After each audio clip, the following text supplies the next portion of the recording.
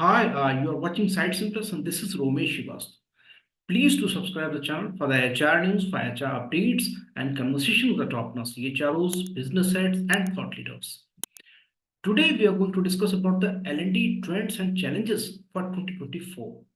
And we're privileged to have Mr. Abhijit Bhaduri. He's author, he's a thought leader and HR expert. Recently, his new book is also got published, that is a Career 3.0. Welcome, Abhijit. Thank you for having me, Ramesh. So, Abhijit, if you look at the current scenario, so I think there are three major changes. One is generative AI, of course, that was started in late 2022, and then we have seen a couple of use cases in 2023, but not at that pace. Maybe we can see lots of more application, more adoption of generative AI in 2024. Second, we are returning back to the normal conditions right now, and almost we are returned back to the normal conditions from pandemic. So I think this is a change. And the third, I would say that we are also in transition of working models. We are in transition of adopting the hybrid work model, so you can say. So in such a case, how do you see what are going to be the top challenges as an HR leader and as an L&D expert in 2024? I think I want to talk about framing the challenges in three buckets. One is what changes in the way that we do the work. Whether it's because of technology, whether it's because of social shifts, can be multiple reasons. So that's one. The second piece is what happens to the individual who's doing the work and what kind of skills do they need to change. That's another bucket of the way that we think about it. And the third bucket is what happens to the employer, the workplace. So if you sort of really just from the ease of remembering, if you say work, worker, and workplace, that's an easy way to remember the way that we are looking at changes. So, when you think about any changing any one of them, especially the way that you change work, and in this particular instance, we are talking about how generative AI has impacted the way that we work. So, for example, it can help you take meeting minutes. It can help you, create little first drafts of text that you want to send, emails that you can send, etc. Create PowerPoint presentations, create outlines of articles. All of that, is possible to be done through generative AI. You can create pictures, you can do videos, so a whole lot of these. As you're looking at that, it changes the second piece, which is the skills that we are looking at. Those skills will actually get impacted. So what are the skills that you will need now that generative AI can create pictures? What does it do to, let's say, the work of photographers? Will they add it? Will they replace it? Will they do something, continue to do what they were doing? So those are the ways that the skills will change. So some skills will change because generative AI can do some work better than human beings because they can do it faster, they can do it, more accurately. Those are the places where it will start doing work in place of human beings. But a lot of it, bulk of the work actually starts to happen when you sort of really start using generative AI as a tool to become better. So phase one of that work is always how do you become more productive. Phase two is how do you use that to think of new things that you are going to do. So the creativity part of it, finding new solutions, that's your phase two. But your phase one is, really, I can sort of really land up doing some of the work that I was doing. I can use technology to do it better. And the third element of, organizations is a byproduct, which is do you therefore change some of the jobs? How do you change your upskilling model? How do you create new working models that somebody can work during the day, somebody can work part-time, somebody can work as a contractor, somebody comes in one time as a consultant. There are multiple models. So organizations will start to create multiple models as the human being and the technology gets more integrated in the business model. Yeah, I think very beautifully you have covered the integration of generative AI and technology in HR space and its significance. One more challenge, I think, when people were working remotely, so mostly we have seen the online training sessions. And now when the employees they have started coming to the office, so in-person training, of course, there would be. Do you think there will be also a challenge of blending of these approaches in 2024? So I think online has its own advantages because it is possible to reach a much larger set of people at different points of time. So, for example, you put up the YouTube video today. Today I might be busy, but I can always watch it tomorrow. I can watch it in bits and pieces. I can watch it in different chunks. I can forward it. So all those things are possible with online technology. The piece that we need to look at is the skill that we are trying to build. Online technology is very effective if you're trying to share information, or you're trying to sort of build something which is, uh, where the skill does not need human interaction. Those skills are very easy to build online, so it's much faster. So you can actually learn a language, you can learn coding. Many of the things can be done much better online.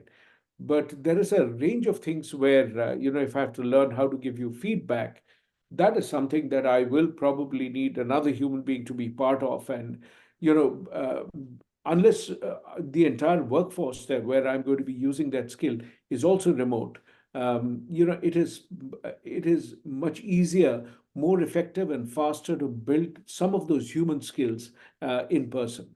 So that is a caveat that I would put.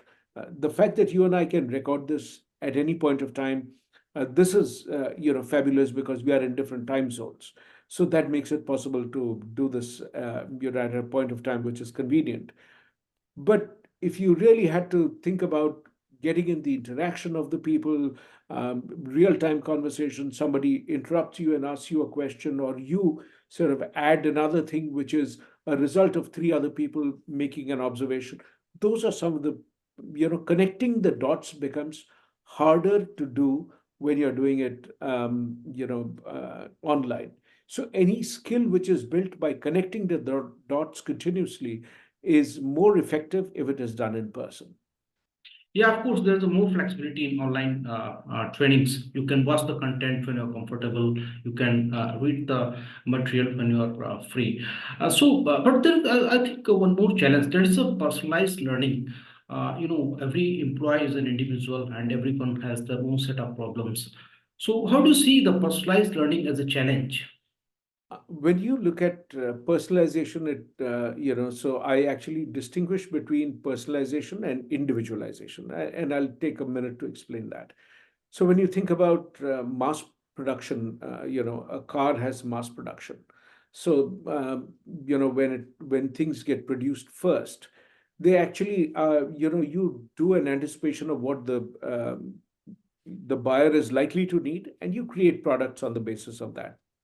But then within the product, you start to do little bits and pieces of changes. So I might say I like the car in red color. You might say I like it in white. Somebody else likes it in black. So those kind of, within the thing, there are little features, there are little aspects of the product which change. So that is one kind of customization which is there.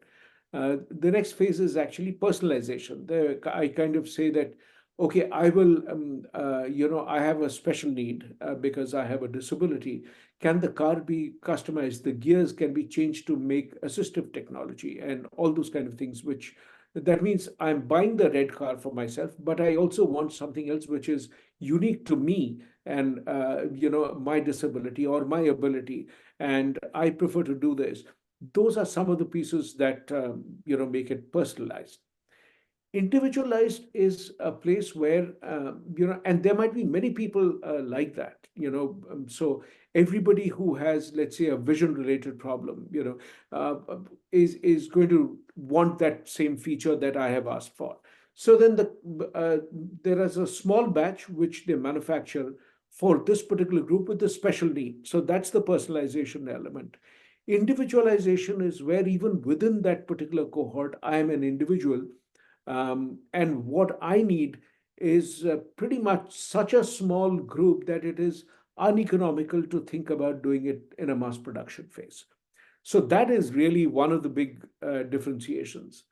Learning is, has got all aspects of this, what we said. So there is some piece that, in order to, start doing coding, you need to have a certain kind of understanding, which is preparatory to that. In order to write a very complex novel, you need to have the knowledge of the language. So, those basic things, that kind of work is custom, it's mass produced. Historically, that has been the model we have used for learning. It's mass produced. There is a book which is determined, the course curriculum is determined. Many a times, the professor actually continues teaching exactly from the same notes, which has not changed over the last couple of years. So that's the kind of mass production. There are some professors who will change the course is the same, and we find that some professor will give examples from cricket, some they give examples from the world of business, or they tie it up with current affairs, and suddenly the subject starts to have more meaning. So the more context you put, the more it starts to make sense, and suddenly it's not an abstract process. It starts to make sense to me. So instead of when I was learning economics in college, there were some professors who used to tie it up with all the current events and say, now the government has announced this change in the bank rate. What does it mean? And tie it up with exactly the graph that he had drawn 5 minutes back. Suddenly it starts to make sense. Then there is the tuition part of it, where you go to a particular professor, and I have a challenge that I find it very hard to understand geometry, but I'm pretty good at doing maybe physics. So is there a way that I can supplement those gaps, with some extra classes that I learned from the teachers? Is the same coursework which is being taught in class, but the teacher explains two, three, four, five, 7 times more to me. Individualization is the place where it's sort of not only the professor is teaching what I already know, but the person also customizes it. As I start to understand something, they change the questions and say, okay, how would you solve this? And this whole business of continuously changing the questions to test my understanding, my ability to apply it in multiple settings, this kind of a process is what today generative AI can do. So I change my prompt, it changes the answer. I change another word in the prompt, it changes the answer. So this is what is generative, and it's adaptive. It is changing based on my needs, my questions. So if you look at applications of some of these things in learning, it means that when I want to check whether I have understood a particular subject well or not, generative AI can actually create questions for me, and they can continuously keep doing questions. So, for example, if they want to know whether I've understood multiplication as a concept, it is able to then say that, okay, what is 7 5s are 35? It changes the question and says 16 2s are, and I say 32. Then it says something more complex and says, 1100 into 55. Now, I might need to work it out, but if I have understood the math, I will be able to do it. I will remove those 2 zeros. I'll do 11 into 55, and then make those questions, and so I'll do those. This is how adaptive learning is a fascinating process. I think very beautifully you have differentiated the personalization and individualization. If we try to deep dive, so I would like to share a couple of more cases where we can see the use of artificial intelligence, automation for the personalized learning. Over time, it is when you think about what makes in that example of education that I talked about, the colleges create a curriculum which doesn't change that often. This curriculum has been set. This is what we are going to teach. This is the coverage. These are the books. So that is the mass production part of it. When, as we said, the professor who changes it based on some external circumstances. So let's say the government announces a change it says that it changes the income tax rate. To explain a class in economics, what does it do to buying power? What does it do to profitability? What does it do to, and draw it out on the curve. Now it is able to explain the course curriculum with a little more context. But when the professor gets to know something about me, that data point, that these are my interest is not so much in cricket or economics in general, but I love, cinema. And he changes the example and says, okay, which is your favorite movie? And I talk about that. And he gives an example from that. This is personalized to me. When the person changes the context, is able to get me back to that field where I am now able to use my knowledge to solve the problems which I didn't know. For example, now it says that how would you explain this to somebody else using examples of cricket? So I think hard and say, okay, that means if you're running an IPL game, here is how it would change. And I am able to do that. This is not what he's taught me, but I'm able to do that. That is the whole transition from mass production, which is how education has been. You take it to that individualization, and I'm now able to now take my knowledge, use my own language, explain it in your context. That is really the powerful shift that can happen. Yeah, of course, I agree. But there is one counter question. Sometimes employees they feel they are being pushed to join a certain program. Maybe they don't feel that there would be any value addition in their career after this learning session or learning program. So can we have a kind of the curiosity? We can develop some curiosity or the growth mindset. We can have kind of feedback system or culture where we get to know that what employees are willing to learn, so that we can see the much better results of learning sessions. How do you see how we can do it? I think this is one of the ways in which we take away the love for learning. When organizations, yes, if it is legally required, I need to know, the rules of the road or the driving conditions before I'm given a driving license. Absolutely valid. I need to know what are the safety requirements, what are the legal requirements. Those compliance related things uh, should be made mandatory. I have no difference of opinion on that. But I think when we make many of the other pieces which are related to related to the work that we do, how it becomes better, we just completely lose interest in that. That is one of the biggest challenges, and it comes from this whole obsession that before we've started learning and we are curious, we learn to play with that subject, we do a little bit of that, we sample it. Before that process happens, organizations will create a mandate. You have to complete it by tomorrow morning, else this is the outcome, this is the punishment. That's a surefire way to kill the love for learning.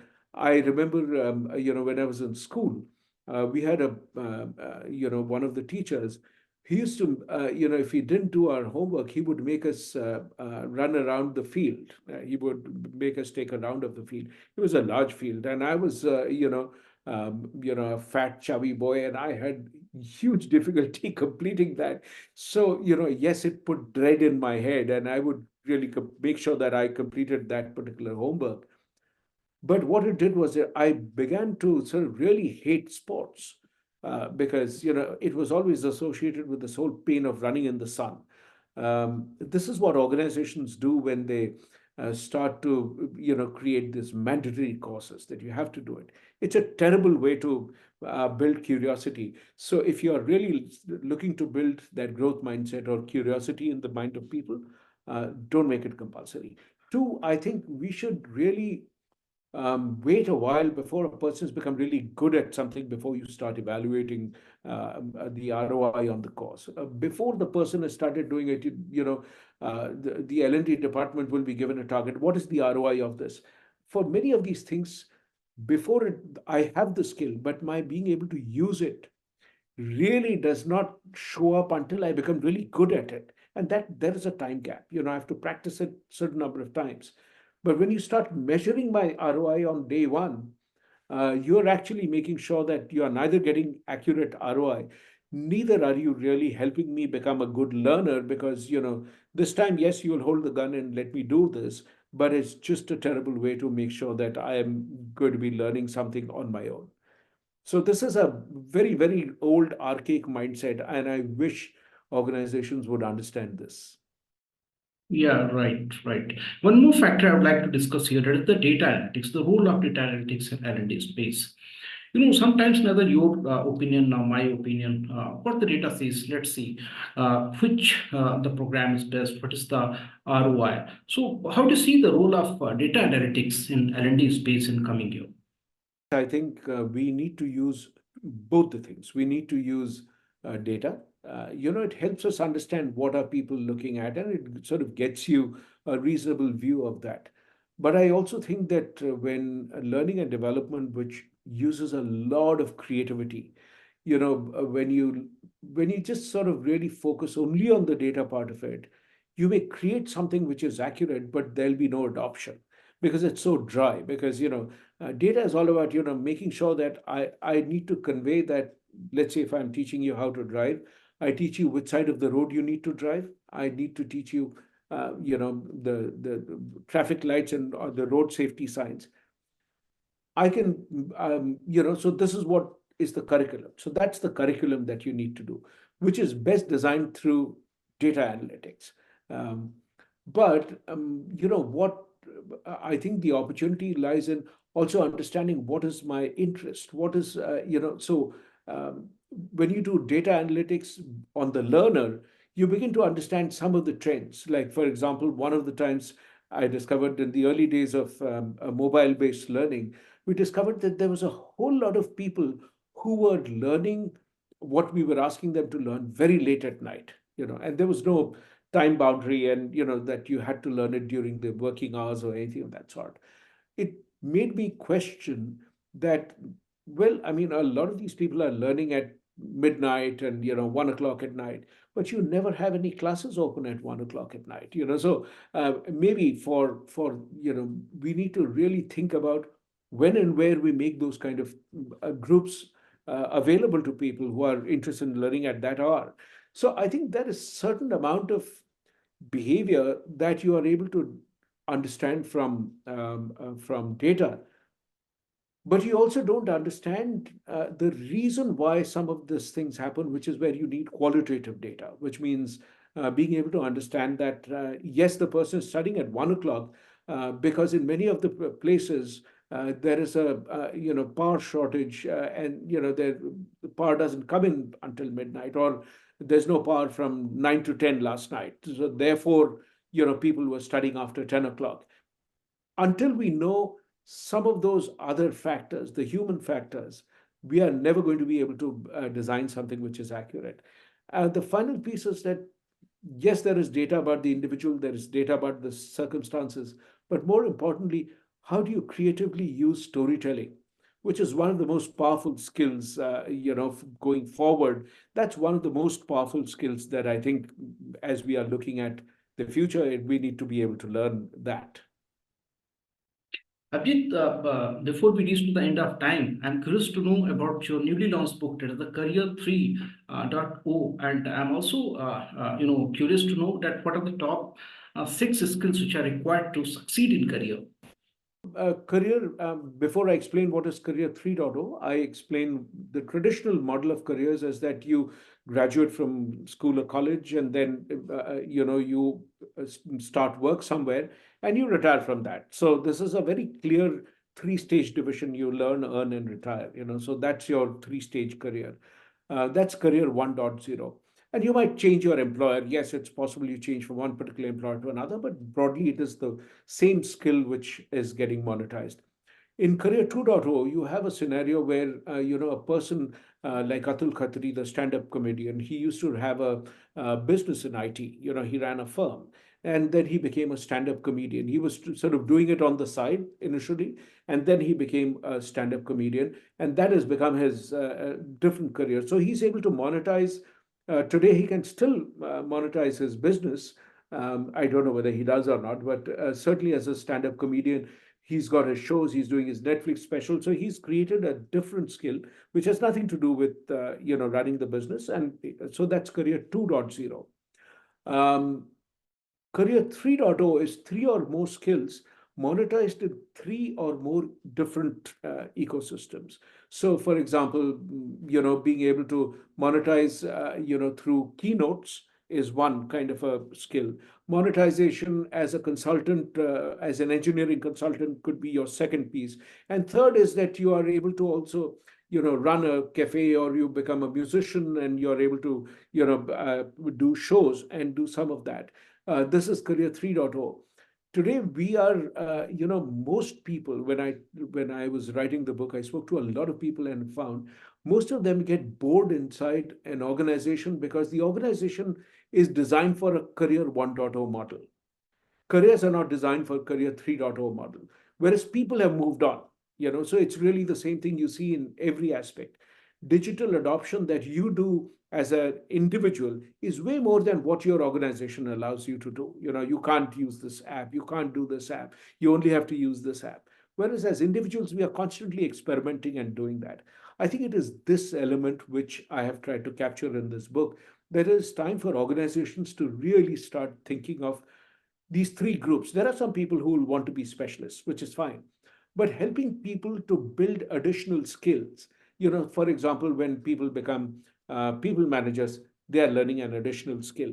That's one kind of a second skill you are building, teaching them to do that. But also a third skill, maybe a cross-functional aspect, teaching them things which they don't necessarily have a use for, but they're interested in learning. I, as a HR person, may not have a use for, in the organization on web development, but this is something I'm interested in. I want to build my own website. Why wouldn't the company encourage me to do that? But most employers don't do that. And I think which is why people sort of become restless, they lose interest. You'll find they do it on the sly. Yes, if you are going to be working with competitors, that's unethical, that's not right. But if you're building skills to earn money, you're building skills to learn new stuff, it's something that I would think employers must encourage. So that's my belief. The six skills that you talk about, one of them is, can you learn what you have not been formally taught? The second skill is, you learn it so well that you are able to teach others. You have the ability to simplify, which needs two other skills, which is, how do you tell a story? Your storytelling skill becomes an important element of teaching others. And fourth is that you also have the ability to build a brand. Two others I'm going to leave you to read the book and discover, but these are four which I am going to talk about. So my congratulations and best wishes. Abhijit, we are at the end of time right now. Would you like to share a couple of L&D trends for the coming year 2024? Just I think when we talk about trends, there is this the whole problem is that we describe trends as if everyone is doing exactly the same thing. No trend, even fashion trends are not, the uniform and universal. Therefore, when people say trends, it refers to a certain group, it refers to a broad group of people, whether it's the, people of a certain age group, or urban people, or rural people, or people in a certain country. So it varies. Human beings are very, very different everywhere. So I'm always apprehensive of using the word trend, but I think when you look at this ability to um, use technology like generative AI, leveraging it in creating content which is more personalized, uh, you will see that certain trendsetters, the early adopters will start to use that. They are already using it. In fact, there are lots of people who are using it to create learning paths, who are using it to create PowerPoints, who are using it to create, learning content which is more creative. So I think those are, adoptions which are there. Using it in the business model that you are doing is another way. You already begin to see, customer service work being done through this. You're beginning to see interviews being done through this, and some of this has been happening over time. It's not as if it's completely new. Uh, for example, we have been using maps on our phone. When we use it, it uses AI because it's adaptive. You take a wrong turn, and it could, changes the route and sort of puts it there. So I think we'll begin to see a lot of that. But I also think that one of the big trends that people will need to really start thinking about is, how do you change each of these jobs that you have inside the organization? Look at what are the skills that technology will, be used to supplement, what will be used to replace humans, and rethink the jobs and the skilling strategy. That is going to be the big shift. So that would be my Right. big bet. Thank you so much, Abhijit, for joining the conversation and sharing your wonderful thoughts. Thank you so much. Thank you very much indeed.